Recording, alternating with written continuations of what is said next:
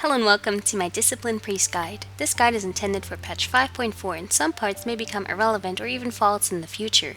My previous class video guides were very long and explained every single spell and stat, but I will attempt to be more brief in this guide and give you the facts without dwelling on the details. First, let's go over gear and stat priorities for a Disc Priest. Previously, Intellect used to be the go-to stat for pretty much any healer. However, secondary stats have increased in value very much in this expansion, and the stat priority is now more varied. While Int is still important, you'll acquire enough of it passively through gear, enchants, and mixed gems that you won't really have to worry about it much. Spirit is your primary mana regeneration stat. Depending on your raid size, your spell rotation, the content difficulty you're doing, and your relative gear versus the content you're doing, you might require different levels of spirit to feel comfortable. I've seen priests run comfortably and successfully with 9k spirit, while others prefer staying closer to 12 or 13k. I would suggest aiming for around 11k spirit and then re-evaluating whether that's good for you or you need some more, or maybe less. As far as the secondary stats go, this patch is all about crit and mastery. These two stats have great synergy and you want to try to keep crit about 2 to 3 percentage points ahead of your mastery. Haste is fairly irrelevant, and while you're going to acquire some haste passively on your gear, it should never be your focus. Patch 5.4 will have you drowning in mastery gear, so you'll most likely end up reforging and gemming for crit. Any critical heal will put a shield called Divine Aegis on your target that lasts for 15 seconds. A newly applied DA will stack with any DA you already put up on the target, up to a total of 60% of your maximum health. Divine Aegis is very efficient since it reduces incoming damage and does not result in overheal. It will always be your top heal. Gemming should be done with socket bonuses in mind. A good way to gem is to put potent vermilion onyxes in red gems, purified imperial amethysts or misty wild jades in blue sockets, and smooth sun's radiances in yellow gems. If a socket bonus is of little value to you, 60 spirit for instance, you might want to forego it and put a 320 crit gem in. As mentioned, crits cause Divine Aegis, which is an absorb. Gemming for crit will be more valuable than gemming for int, since DA will not result in overheal. More int results in bigger heals, which inevitably will have some overheal. Next, let's talk about talent and glyph choices. Your first talent here is all about crowd control. Both Psyfiend and Void Tendrils have occasional use here. Void Tendrils give you an AoE root on targets close to you. This is good for an ad control when your raid is lacking. Psyfiend will persist for 10 seconds and attempt to fear nearby enemy targets every 2 seconds. This can be decent crowd control in instances where Void Tendrils is ineffective. You basically never want to use Dominate Mind. In the second tier, you have movement increasing effects. Both Body and Soul and Angelic Feathers are great choices for PvE. Body and Soul is a movement increase that is tied to Powered Shield. In most situations, this will be your easiest choice to give other players in your raid a movement speed boost and a damage prevention at the same time. Angelic Feather, on the other hand, is a more potent movement speed boost that can be used almost indefinitely, but must be targeted on the ground. It takes some finesse to use and is hard to coordinate with other raid members, so it's mostly a tool to give yourself a speed buff. Phantasms use this for the most part PvP only. In the third tier, we have great mana restoration tools. From Darkness Comes Light is a powerful talent for Holy Priest, but not so great for Disc.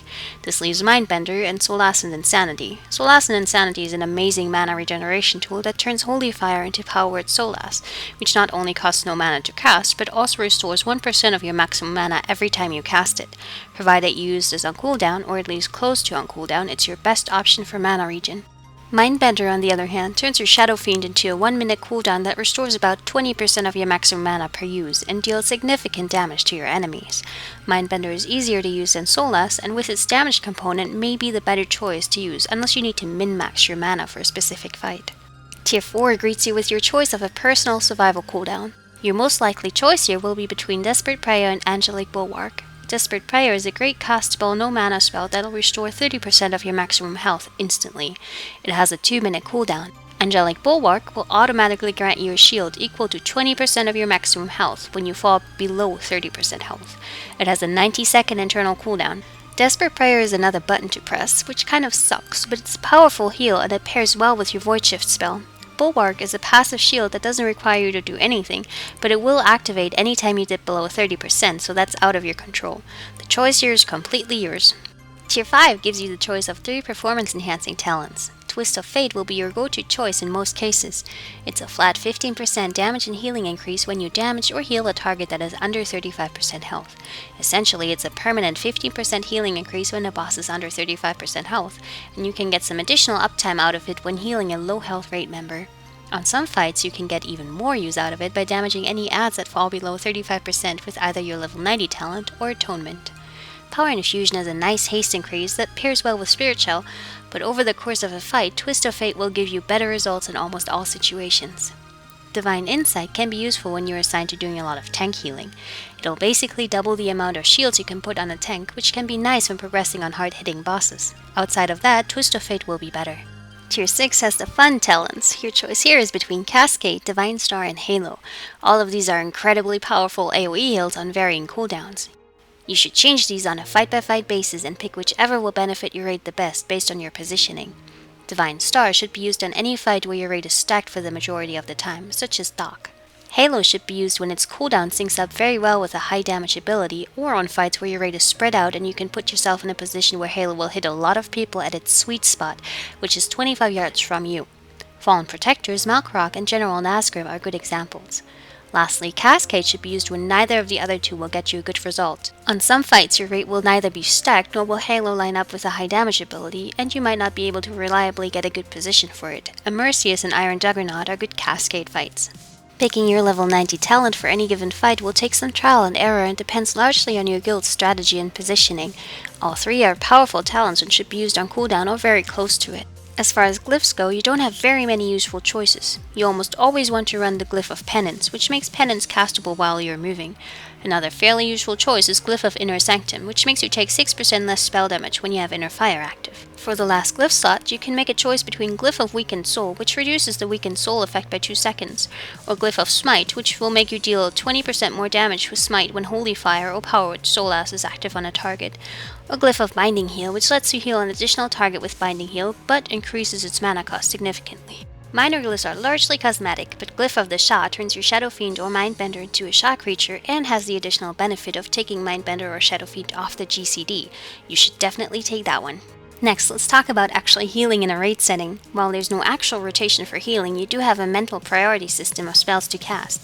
Certain spells will see a lot more use on fights they are tailored to, but you can catch on to those details fairly quickly when you're used to the spec. Always keep Inner Fire up. There's very little use for Inner Will with currently available spirit levels. You should always keep up Powered Shield on the tank currently tanking. This is a single target absorb that will mitigate some of the damage they take.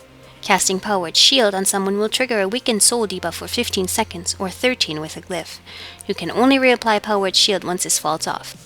When a Powered Shield is completely absorbed, you will gain the Rapture buff, which will instantly refund you 100% of the spell's cost.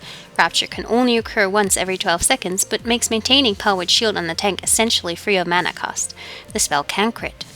In periods of low damage, you can make extensive use of Atonement healing. This word is thrown around a lot and essentially refers to a rotation consisting of casting Holy Fire, Penance, and Smite on a hostile target.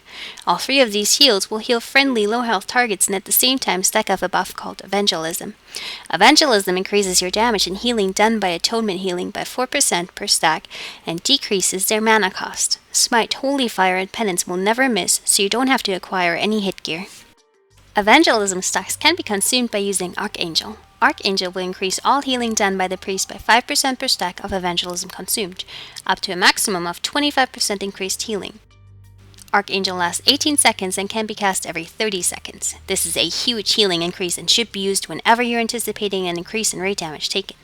If you have the Tier 16 set 2-piece bonus, Archangel will also increase your crit chance by 10%, or by 2% per stack of Evangelism consumed. Essentially, you should cast Archangel on cooldown when you have your 2-piece. That also means you should make sure to get up a 5 stack of Evangelism every 30 seconds. While you will usually find that it's preferable to use Penance offensively since it will give you a stack of Evangelism and can also heal up to 3 different targets, it can be used defensively on a friendly target. This is important when your tank is taking a lot of damage, for instance. Defensive Penance is a fairly large single target heal and has the added benefit of stacking up a buff called Grace very quickly. Grace will increase the healing you do to the target by 10% per stack and can stack up to 3. Normally it would require 3 direct heals to stack it up, but one cast of Defensive Penance will fully stack it. Greater Heal and Flash Heal should only be used if your tank is taking a really bad beating. Atonement healing is almost always preferable over Heal, Greater Heal, and Flash Heal. For periods of high rate damage, you'll want to employ some other spells. If the damage is on a set timer and can be anticipated, you'll want to use Spirit Shell in conjunction with Prayer of Healing on as much of your rate as possible before the damage actually happens. Once activated, you have 10 seconds to make use of Spirit Shell, so in most cases you'll be able to get out 4 casts of Prayer of Healing in that time. The shell will last for 15 seconds on a raid member, so timing is very important here. Make sure to keep sustaining Powered Shield on the tank every 12 seconds or close to it. Use Prayer of Mending on cooldown. Once your Spirit Shell is used up, use your level 90 talent. If the raid still requires healing after that, use Prayer of Healing, provided you can hit at least 3 to 4 party members with it. If the raid damage is sustained and not just a spike, you'll get the best results by using Prayer of Mending, your level 90 talent, and Spirit Shell on cooldown, and spamming Prayer of Healing when none of these are available. You'll still want to keep a Powered Shield on the tank and utilize Penance and Holy Fire to stack up Evangelism. If there's damage you can anticipate but your Spirit Shell is on cooldown, you can put up a few Powered Shields on raid members to reduce incoming damage. This is fairly taxing on your mana, so you should only do it when you know your mana will last a whole fight. You also have a few useful cooldowns other than Spirit Shell. Inner Focus will reduce the mana cost of your next Prayer of Healing by 25% and also ensure that it will crit and put Divine Aegis on every raid member hit by it. This should be used on cooldown. Pain Suppression is a single target cooldown that reduces damage taken by 40% for 8 seconds. This should be used on your tank whenever he asks for it or as you see fit. It has a 3-minute cooldown. Void Shift can be cast on any raid member and will switch your health percentage with their health percentage. This is fairly useful when your tank is suddenly dipping very low and you're at full health and can easily mean the difference between a tank death and the subsequent raid wipe or a kill. It's useful to use Desperate Prayer in conjunction with Void Shift to ensure that you don't die. Alternatively, you can use a Health Stone. Powered Barrier is a raid cooldown that'll reduce damage taken by anyone in it by 25% for 10 seconds. It has a fairly small radius and it's best used when your raid is stacked in a period of high raid damage. Hymn of Hope is a mana restoration tool that not only benefits you, but also all other healers in the raid. It's channeled, so use it in periods of low damage where you know you won't have to move or otherwise be interrupted during the channel.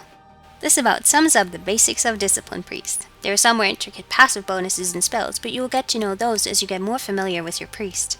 Thank you for watching. I hope this was useful to you. If you're interested, I've put links to some very useful priest add-ons in the video information box.